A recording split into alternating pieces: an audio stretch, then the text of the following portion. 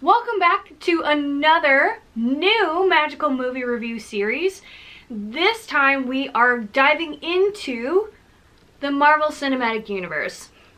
We are watching these in chronological order. So we just finished up watching the magical recap for Captain America: First Avenger. So in this magical movie review, we're talking about all of our favorite moments as magical moments. We're talking enchanting efforts, things that just don't really land that well with me personally. A VMP, the person that wins the episode, and of course ending it, once we get into more movies, with the rankings of my favorite movies so far. So we'll dive right in with magical moments. Of course, there's so many magical moments in this movie. I mean, this is the original Avenger we're talking about. He's laying the groundwork for what's to come for the standard that's set for the Avengers initiative. I would say what's refreshing is Captain America himself, Steve Rogers.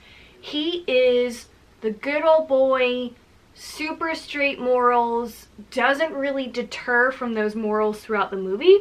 And that's just unique for superhero movies in general.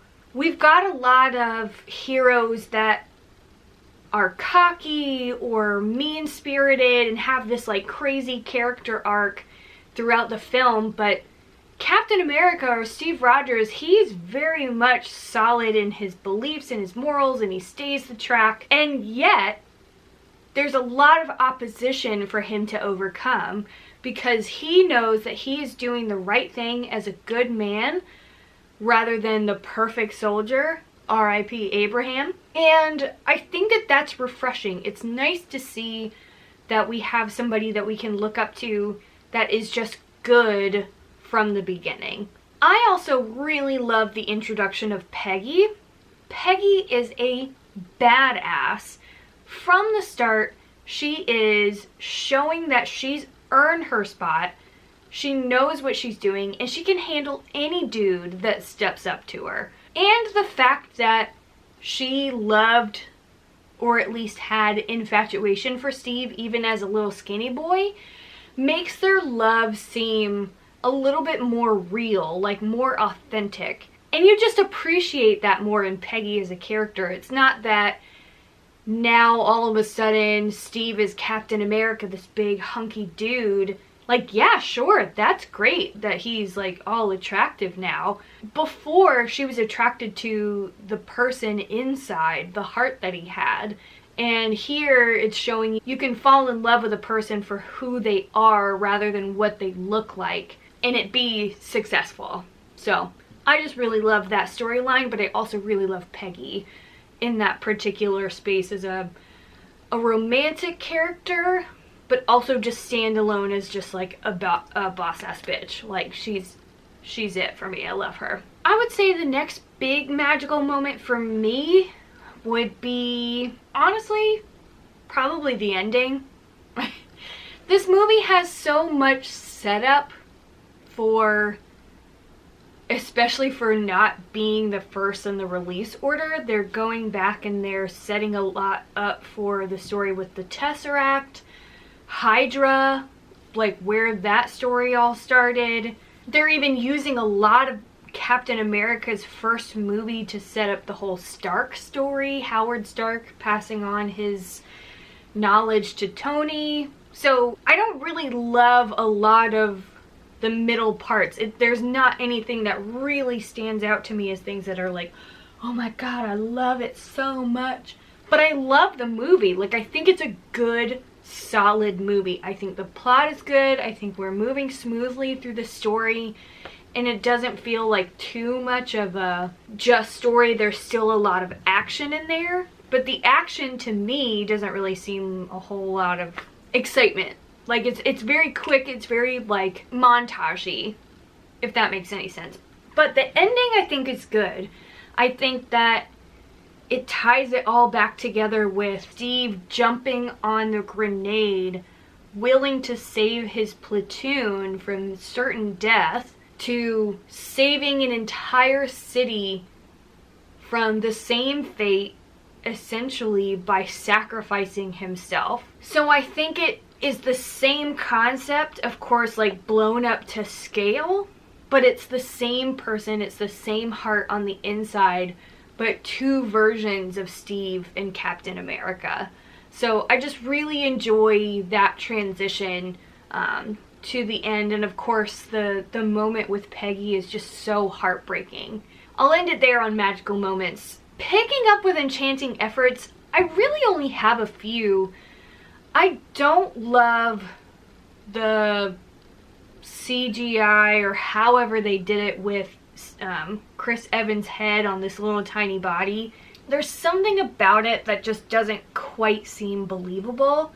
I mean, it's good enough, like we can get through the first 30 minutes of the movie, but it just doesn't seem believable to me. Like I clearly know, watching from the beginning without even knowing the whole story, that this can't be the real person. So that's a little bit disappointing to see that. Now, talking about the transition of Steve Rogers into Captain America size, every single time I watch this movie, I think about his pants. Getting into that little like tube thing, he's wearing like perfectly sized pants for his little tiny body, no shirt, and then when he comes out, he is wearing the same pants, just like cropped a little shorter. There is no way that Steve Rogers in those tiny ass pants would still fit in them as Captain America, just shorter.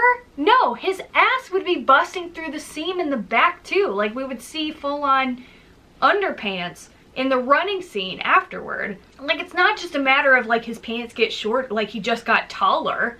No, he didn't just get taller, he got like muscular, he got wider. Like that doesn't make any sense to me whatsoever.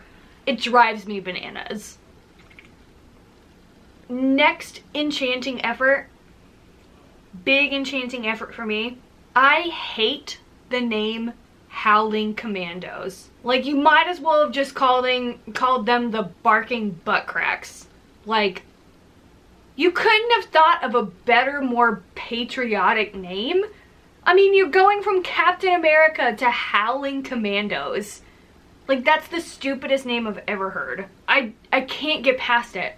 It almost takes away the credibility of their whole, like, sequence of fight scenes where they're defeating all of these, like, Hydra camps. Because I can't get over the fact that they're probably all also going commando. Like, I can't, it's distracting. And not for the good reason. Of course, for my VMP, it's very easy. It has to be Steve. He is so pure of heart, but he's not a perfect person. He's obsessive.